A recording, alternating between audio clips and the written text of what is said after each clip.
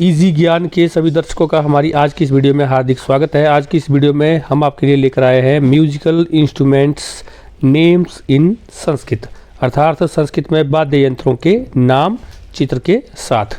तो सबसे पहला हमारा वाद्य यंत्र है बीणा, जिसे संस्कृत में बीणा ही कहेंगे। दूसरा वाद्य यंत्र है जो सामने आप चित्र देख रहे हैं, शंख, जिसे संस्कृत में कहेंगे हम शंखः। तीसरा वाद्य यंत्र जो हमारे पास है वह है हारमोनियम, जिसे हम संस्कृत में मनोहारी वाद्यम या फिर स्वरंधरा कहेंगे। फिर है हमारे पास सितार, जिसे संस्कृत में विपंची या परिवादिनी कहेंगे। और उसके बाद है मृदंग, जो ढोलक की तरह होती है, थोड़ी लंबाई में ज़्यादा होती है, उसे कहेंगे मृदंगः। उसके बाद है सारंगी, इसे संस्कृत में भी सारंगी ही कहेंगे। मंजीरा, इसे संस्कृत में मंजीरः कहेंगे। इसके बाद है तबला, इसे संस्कृत में उद्वर्कः या फिर मूर्जः कहेंगे। आगे है पियानो, जो आप चित्र में देख पा रहे हैं, इसे संस्कृत में कहेंगे तंत्रिक वाद्यम या फिर प्रियाणः। इसके बाद है नगाड़ा, इसे आप देखते हैं, इसे कहेंगे आप दुंदुभी, दुंदुभी। यह ड्रम है, नगाड़े की तरह ही इसको भी दुंदुभी कहेंगे। उसके बाद है तानपुरा, इसे कहेंगे संस्कृत में तानपुरः।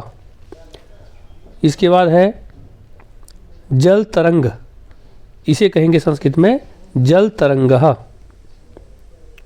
इसके बाद है तुरही या फिर सहनाई, इसे संस्कृत में कहेंगे तुर्यम। फिर है ढोलक, इसे संस्कृत में ढोलकः भी कहेंगे। और फिर है ढिढोरा, इसे कहेंगे डिंडिमः, डिंडिमः। इसके बाद है बांसुरी, इसे संस्कृत में कहेंगे मुरली या फिर वेणु या फिर वंशी। फिर संस्कृत में है बिगुल, इसे कहेंगे संज्ञा शंखः। इसके बाद है बेंजो, इसे संस्कृत में कहेंगे पंचतंत्री। फिर है हॉर्प, इसे संस्कृत में कहेंगे पुरुतंत्री। फिर है सैक्सोफोन, इसे संस्कृत में कहेंगे रणमुरली। फिर है बासुन, इसे कहेंगे युग्म मुरली। फिर है जाइलोफोन, इसे संस्कृत में कहेंगे काष्ठ तरंगः, काष्ठ तरंगः। फिर है नौरस, इसे कहेंगे वाद्यराजः। और फिर है अकॉर्डियन, इसे कहेंगे संभस्त्रम। फिर है संतूर, इसे कहेंगे शततंत्री, शततंत्री। फिर है वायलिन, इसे कहेंगे बाहुलीना। फिर है गिटार, इसे कहेंगे गिटार वाद्यम या फिर दंत बीणा। चलिए एक बार रिपीट कर लेते हैं।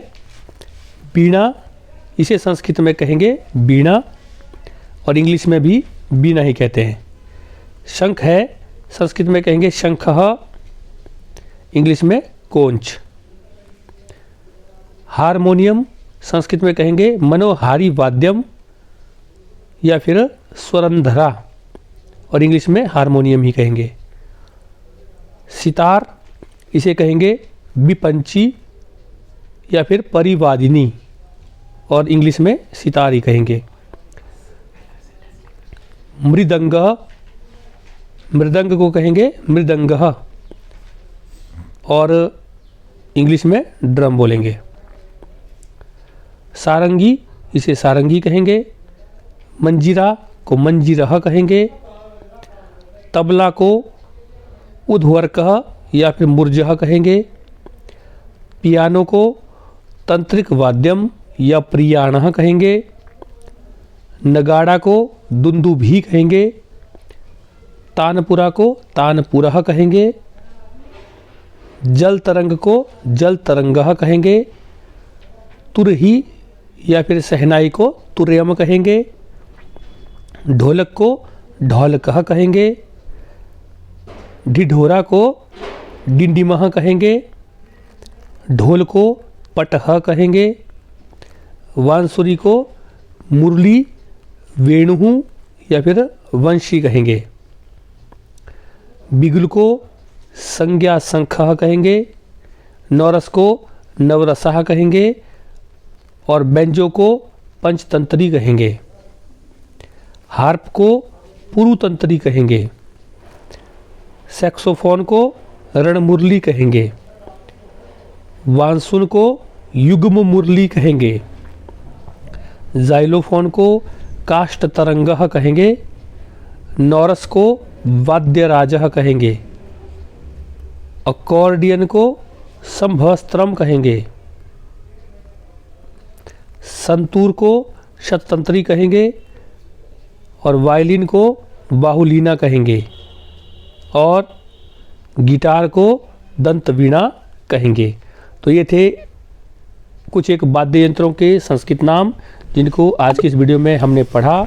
इसी प्रकार की वीडियो को प्राप्त करने के लिए आप हमारे चैनल इजी ज्ञान को लाइक शेयर सब्सक्राइब जरूर करें। बेल आइकन को ऑल पर जरूर सेलेक्ट करें ताकि जैसे हम इसी प्रकार की कोई दूसरी वीडियो आपके लिए लेकर आते हैं आप तक हमारी वीडियो की नोटिफिकेशन सबसे पहले पहुंच सके। इसी के साथ वीडियो में अंत तक बने रहने के लिए आप सबका धन्यवाद। मिलते हैं किसी दूसरी वीडियो में, तब तक के लिए नमस्कार। आपका दिन शुभ हो, मंगल हो।